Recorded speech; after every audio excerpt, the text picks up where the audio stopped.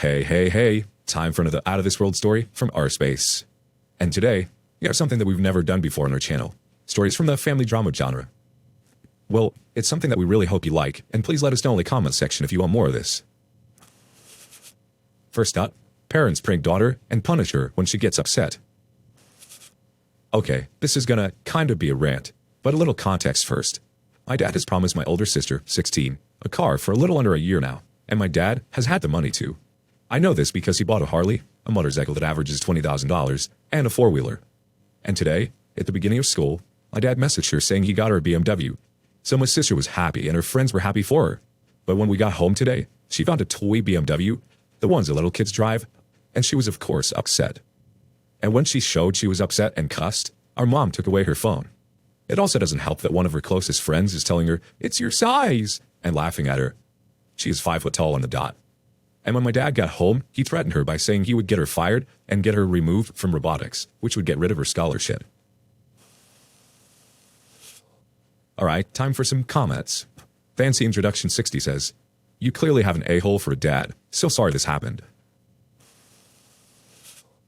Yoki's response, "Yeah, both of my parents are very religious and very conservative, so they also think masks don't work and the vaccine is bad." Dogs Raising Cats says, "They'll think their pranks are hilarious when they're old and their daughter and her family never visit or return their calls." And last comment before moving on from Archer Go. "Tell your sis to play a prank on them. Basically, your sister will tell your parents that she has bought a house for them out of love and gratitude for all they have done for her, and then blindfold them and take them to a desert, or any other uninhabited or secluded spot, and once there, leave them and go away.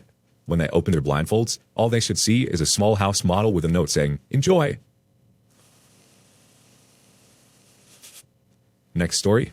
My family forced me to eat crab despite having an allergy to seafood. My family has hit a new low. They forced me to eat crab last night despite having an allergy to seafood, both fish and crustaceans, that they think is fake. But as the one that experienced it firsthand, I can assure you it's not. This entire thing started when my father was craving crab, which to me was no problem. But then it was forced on the entire table that night. My prior experience with the allergy was from McDonald's fillet of fish, or similar. They caused my throat to tighten, still allowing air to pass. After approximately a half hour, along with a slight headache and slight nausea. The same thing happened last night, but they still don't respect the allergy. When I noticed I'm not comfortable eating crab for dinner, but would eat the other offerings, they told me, "Shut up and eat the crab, we're trying it too." The catch, they don't have the fish allergies, and think that testing my sister, who came back clean, would mean that I am not allergic. I was in a world of discomfort last night and I am convinced that it was an allergy despite their pushback. I know to avoid all shellfish now, but I'm worried they will force me to eat lobster or something, and I'll have the fish separated at the restaurants. My friends know my allergy and don't force anything on me. Thankfully, and college dining has allergy-friendly venues, with the stickers to say, "Don't eat this if you're allergic to X."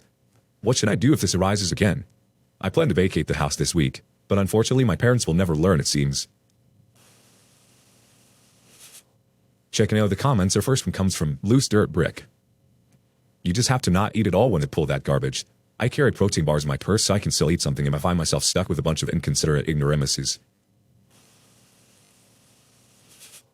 That's a good idea.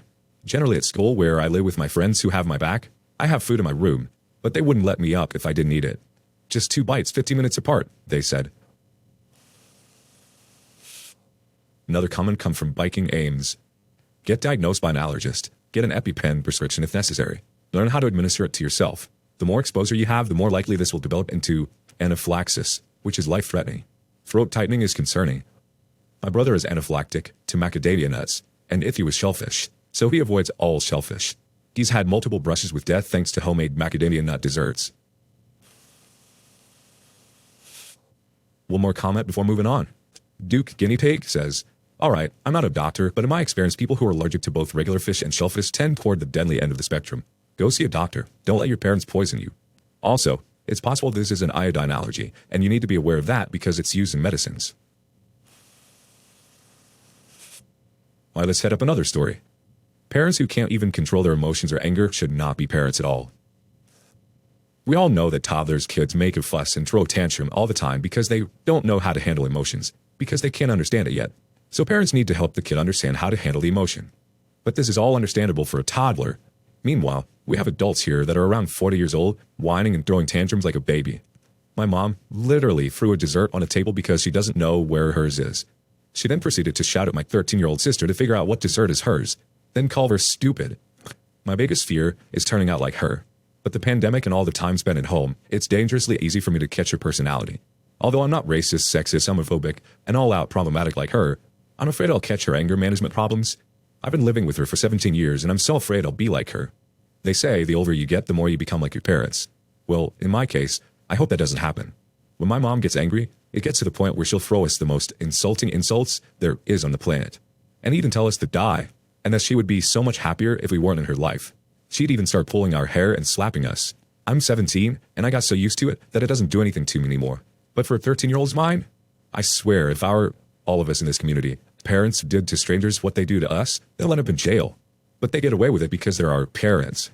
My wish for everyone in this subreddit is that we'll finally be able to be free and live without toxicity around us. First response coming from Confident Bridge 9811. Get yourself into therapy as soon as you can if you want to avoid becoming her. Get the tools you need to be a better person. EOP responds, I wish it was that easy. Therapists here in my country are very rare. That's why I want to take psychology to help people that experience the same as me. An untitled Redditor 06 says, my dad, when he's angry, upset, or in pain, shouts and scares us. I forget to turn off the lights in my room and I got called a failure. And when he's pissed off enough, he hits us. And can't wait for college. OP's response, man, that sucks. Can't wait for college too, but I still have 2 years of high school left because I stopped for a year because of the pandemic, so I have to endure for more years. The stories just keep on coming day. Next up, she wore bright yellow, the only one color brighter than white wedding dress on my wedding day. My ex-mother-in-law from the start didn't want me to marry her son. When I asked her for her blessing, she said she wouldn't give it, that we were too young. Fair point, we were both 20. We went ahead and started to plan anyway. He said he could warm her out to the idea. We had an engagement party and mother-in-law insisted on getting the cake for the party. She didn't like me, so I was confused. I was trying hard to change that, though, and really wanted her to accept me. The cake arrives, she takes it and hides it to surprise us in the middle of the festivities. She brings it out once the party is rolling, opens the lid in front of everyone with the congratulations whoop blah. I looked down in front of everyone. She had had it decorated with our names. She spelled mine one wrong. I confronted her after and asked her why she did that. Her reasoning was that it was too much effort to find out how my name was spelled. I was planning the wedding, and she was moaning to my fiancé about not being involved in the decisions. She didn't even approve of the wedding, so I never asked her for help. I thought she was hard against it. So one day, she corners me in the kitchen and demands I put her daughter in the wedding. I only had one bridesmaid and one flower girl to keep the costs down, as my parents were paying for everything. She didn't offer a dime. I felt trapped, so agreed and had to pay for everything myself: fabric, seamstress, and accessories. Next came the wedding day.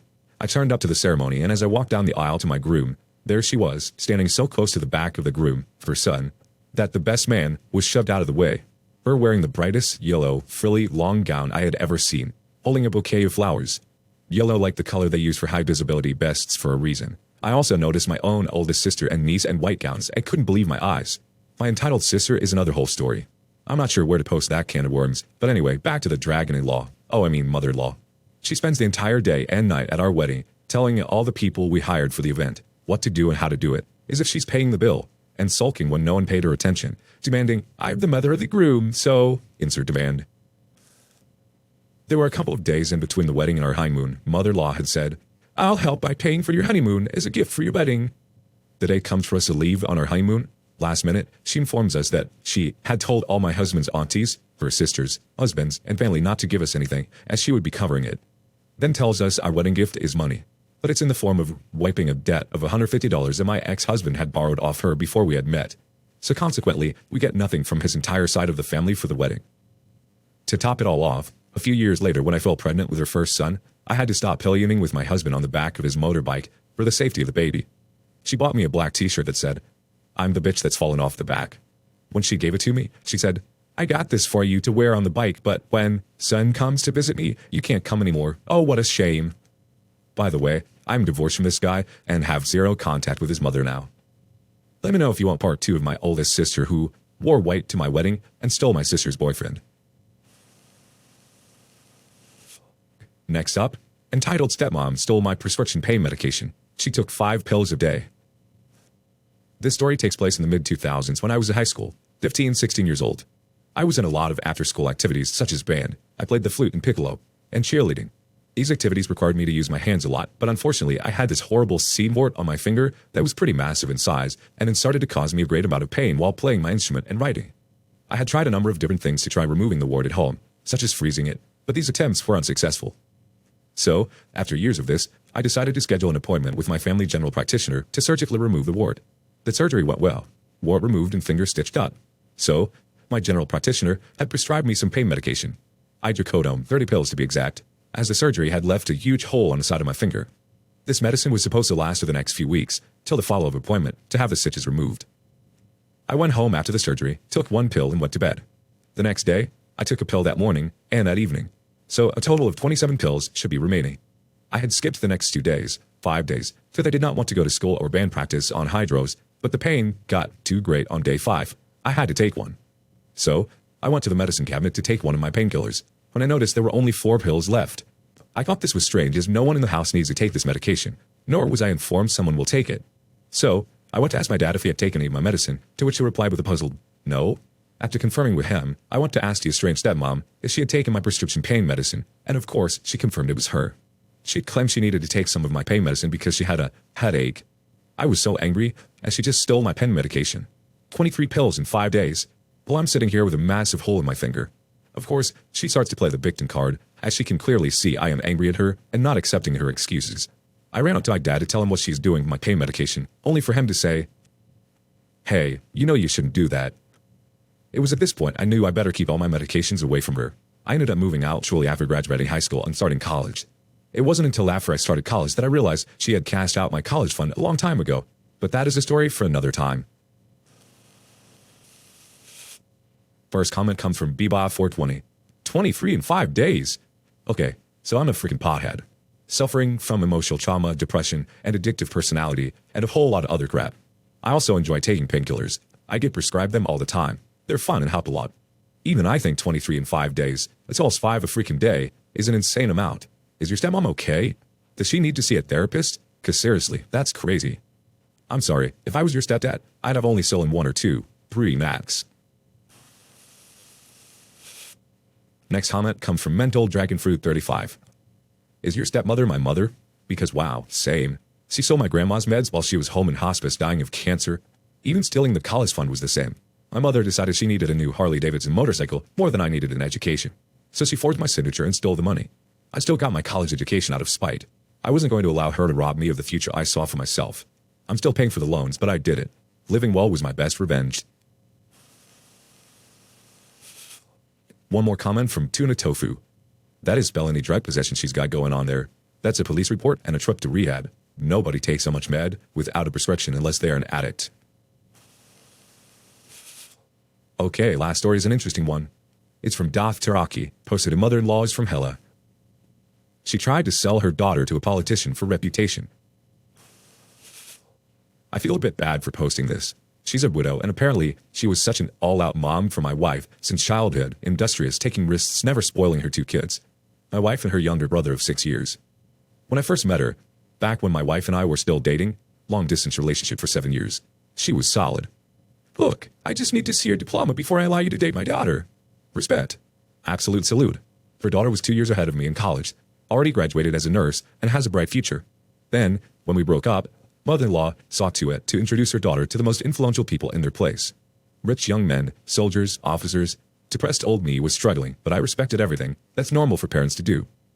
Now, it's important to note that while we were still dating in college, my wife would tell me stories about her mom dating men in uniform, who had families.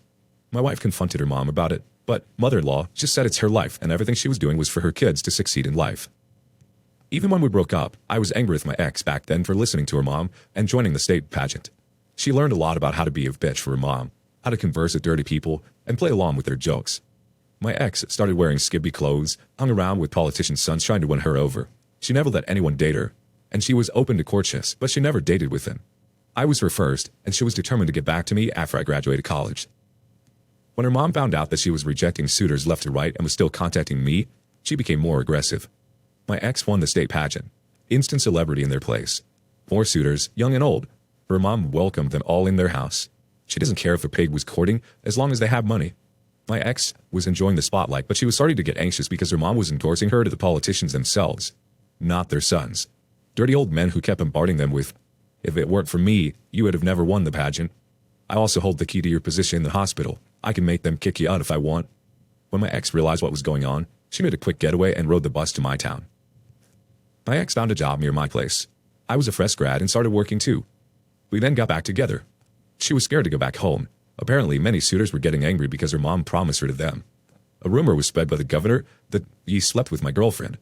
My girlfriend told me that her mom slept with that same governor when she was younger to secure her work in the hospital. Same governor would send my girlfriend texts on what room number he's staying in the hotel, and her mom would demand my girlfriend to go as gratitude. I was livid. My girlfriend was scared. Even I doubted her at first, considering that the rumors were so widespread already. A politician's son also spread a rumor that he slept with her. My girlfriend said the only time she talked to the eye was when she needed a ride home because her mom would not pick her up late at night. It was set up.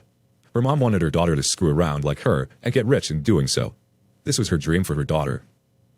My girlfriend got promoted within a year and was lent a company car. I was jumping from job to job due to my depression.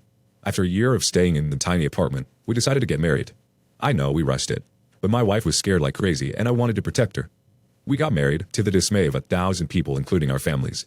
Then my wife got fired. She says she has more chances of getting a job than I did. True, but we have to return to her hometown and face all the stress head on. Her mom would tell all the relatives that she offered us to stay in her house. We did for a bit, and it was hell for me. I was expected to clean everything in her house. Dishes, floor, dogs. She does not have a running faucet, so I would fetch water with a hose and fill all her buckets. Now her son. Her son was spoiled as F. I have never believed such idiocracy and irresponsibility and uselessness could exist in such a big young adult. But there his son was. After witnessing it firsthand, how mother-in-law would cheat with a guy to sustain her son's BS hobbies and buy him everything he wants, me and my wife bailed out. We rented a small place, tried to return to a normal life. My wife was healing, then she got pregnant. I don't know why, but she suddenly said she wanted to live with her mom again when the baby came out. I disagreed, but when she gave birth, she was desperate for a mother figure to assist her. So here I am now, back in their house again. Mother-in-law is not wanted by father-in-law's family. So when my baby arrived, she would use my son as a passage to get accepted again. She would use my son to gain favor in places she wants to go, saying she's planning a party for my son. People would give her discounts in resorts and hotels. Then she'd go out with her son, leaving me and my wife and my baby at home, with the reason that the baby might get COVID if we went out with them. I try not to blame my wife for bringing us back to square one, but it's my fault for not being able to afford another new place on her own.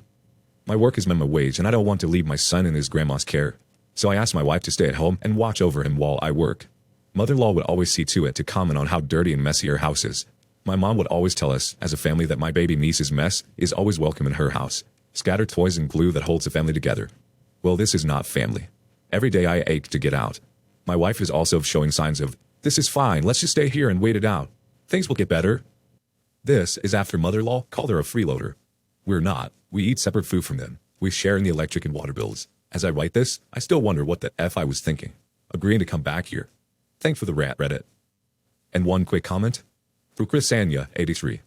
OMG, you need to leave. I'm sorry your wife is in the fog. FOG stands for fear, obligation, and guilt.